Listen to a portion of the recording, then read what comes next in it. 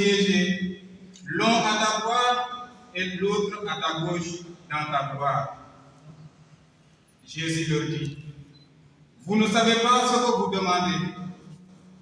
Pouvez-vous boire à la coupe que je vais boire, recevoir le baptême dans lequel je vais être plongé? Ils lui disent, nous le pouvons. Il leur répond, la coupe que je vais boire, vous y boirez, et le baptême dans lequel je vais être plongé, vous le recevrez. Quant à siéger à ma droite ou à ma gauche, il ne m'appartient pas de l'accorder. Il y a ceux pour qui ces places sont préparées.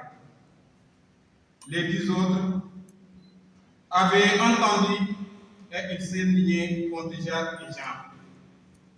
Jésus les appelle et leur dit, vous le savez, ce que l'on regarde comme chef des nations païennes commande en maître. Les grands leur font sentir leur pouvoir. Parmi vous, il ne doit pas en être ainsi. Celui qui veut devenir grand sera votre serviteur. Celui qui veut être le premier sera l'esclave de tous. Car le Fils de Dakar, permettez-moi tout d'abord de saluer la présence de mes illustres prédécesseurs. Absent mais présent, son éminence Théodore Adrien Kalnassar, archevêque émérite de Dakar, et son excellence M. Benjamin, nouvellement, tout à l'heure seulement, archevêque émérite de Dakar. Une présence qui m'apporte soutien et réconfort en ce jour historique pour moi. Je salue évidemment la présence de M. Barthéma Zomota, nonce apostolique à Dakar, qui a procédé à mon installation avec Monseigneur Benjamin Diagne. Je salue également les hautes autorités étatiques sous la conduite du ministre de l'Intérieur et de la Sécurité publique, le général Jean-Baptiste Tine, représentant le chef de l'État, le président Bassirou Diomaye Diakhar Faye. Je salue le président de notre conférence épiscopale, Monseigneur Paul Abel Mamba, évêque de Tambacounda, ainsi que mes frères de la dite conférence, ainsi que tous les autres évêques venus nous témoigner de leur estime et leur soutien fraternel. Je suis la présence du président de la CERAO, mon grand frère, Monseigneur Alexis Toby Louro, la Côte d'Ivoire.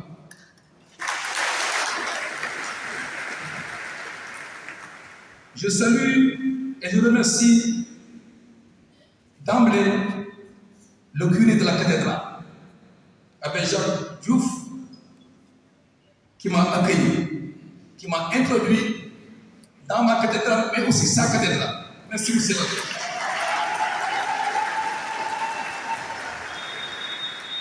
Je salue les parents et amis venus de près ou de loin, chrétiens et musulmans, qui ont tenu à être témoins de ce jour et à participer à la prière.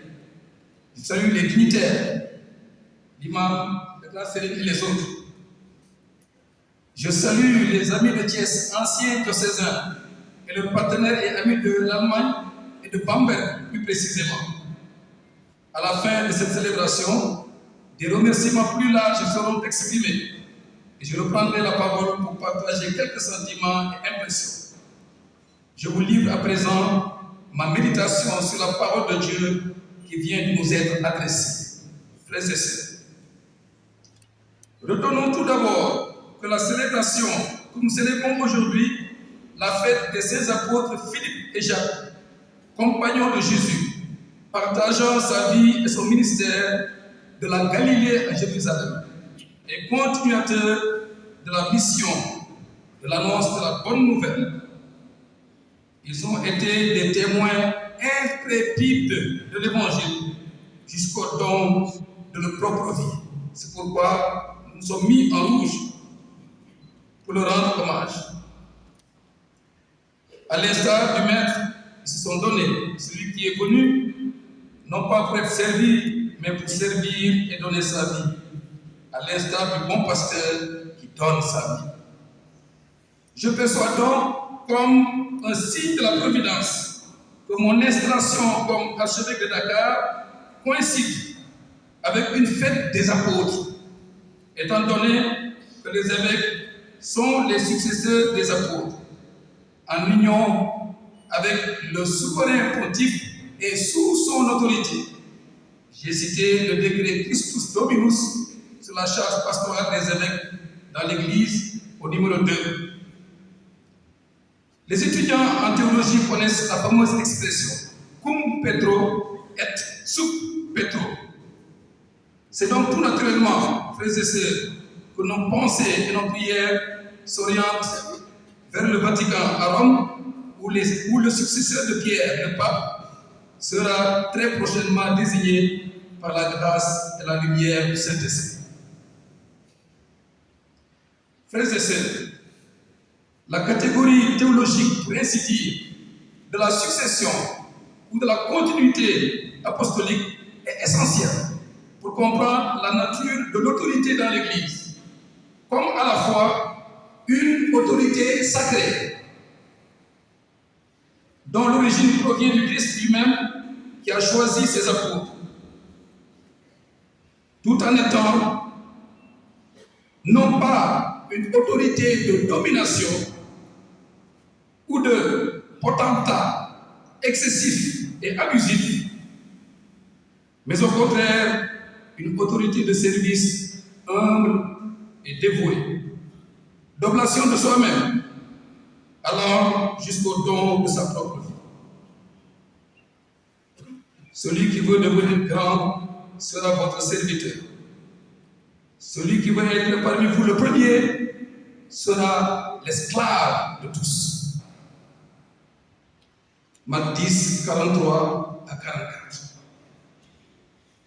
Il est clair qu'en choisissant ce passage de l'Évangile, j'exprime, frères et sœurs, ma pleine conscience de la tâche qui m'incombe, tout en inscrivant celle-ci dans la ligne tracée par Jésus lui-même. Je veux donc placer mon épiscopat à Dakar sous le signe du service fraternel et humble, tel que le Seigneur Jésus nous l'a enseigné et à l'école de la Vierge Marie, vénérée ici, dans cette cathédrale, sous le vocable de Notre-Dame de Victoire et de la délivrante à Congi. Titres qui viennent enrichir, parce que j'ai une histoire, qui viennent enrichir mes anciennes dévotions mariales. Je veux parler en particulier de Marie Notre-Dame de Mont-Roland, ma paroisse d'origine. Successeur des apôtres, à la suite de mes vaillants et exceptionnels prédécesseurs, une tâche exaltante et gratifiante, en revanche exigeante, voire redoutable. Qui pourrait s'en glorifier? Pierre lui-même,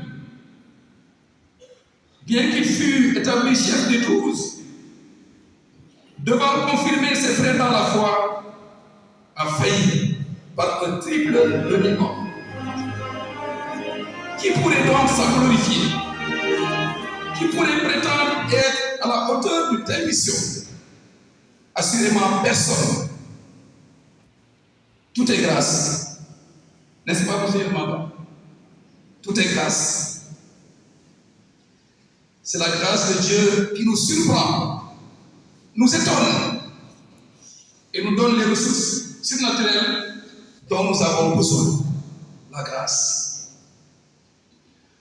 Aussi, frères et sœurs, en ce moment précis de mon installation, ces paroles du psaume 22 que nous venons de chanter m'inspirent profondément la confiance absolue et elles me donnent courage et assurance. Le Seigneur est mon berger, je ne crains rien. On connaît la suite. Oui, le Seigneur est mon berger. Il est le berger, le bon berger, à la la suite duquel et à l'imitation duquel tous les autres pasteurs doivent se mettre, et l'évêque par excellence.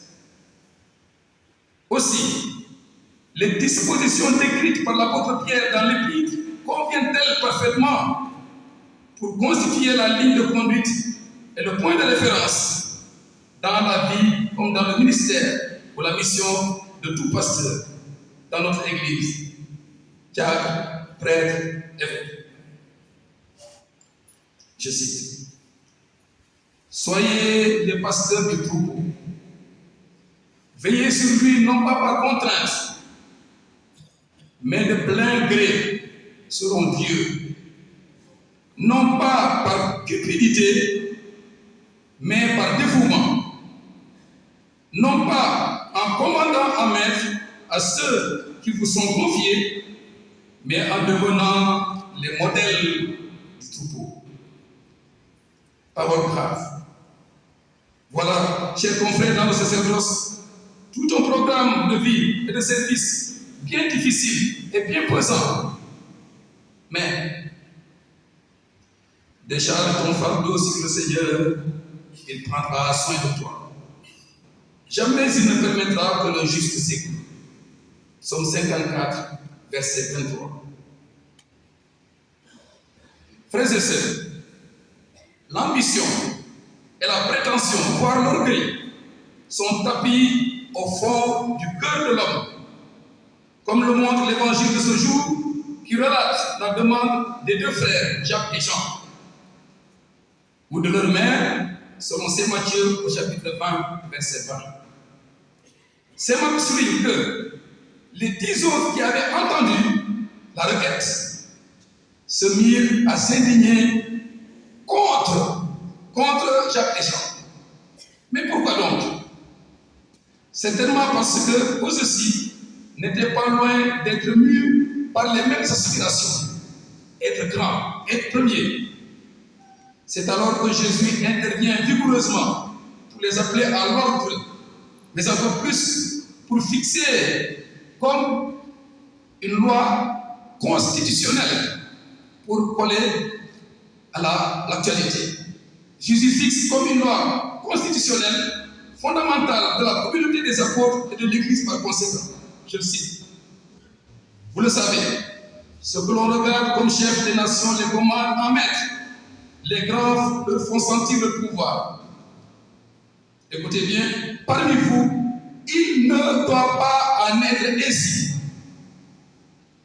On ne peut plus clair. En effet, Jésus n'a pas parlé au futur ou au conditionnel. Il ne doit pas en être ainsi. C'est un présent constitutif et définitif qui vaut pour tous les temps de l'Église, qui vaut pour tous les responsables à quelque niveau qu'ils se trouvent dans l'Église, qui vaut encore plus pour l'archevêque et ses futurs collaborateurs, dont l'autorité et la position ne leur octroient que ce droit. Servir comme Jésus, servir et rien d'autre. De toutes les façons, il y aura le baptême dans lequel il faudra être plongé et la coupe qu'il faudra boire, c'est-à-dire la communion aux souffrances et à la passion du Seigneur, don extrême de sa propre vie sur la croix. Frères et sœurs, loin de moi une simple déclaration d'intention ou de politique diocésaine. Il s'agit plutôt de l'évangile à vivre au quotidien, dans la cohérence, en acte et en vérité, si elle nous trouve sa source dans la prière et dans la grâce. Nous l'avons bien compris par la nouvelle de prière que nous venons de clôturer, qui a accompagné la phase de la préparation à cette célébration. À la prière formulée à maintes reprises dans la neuvaine, j'ajoute simplement ceci. Préserve aussi ton serviteur de l'orgueil, qu'il n'ait sur moi aucune emprise. Psaume 18, verset 14, ainsi soit-il.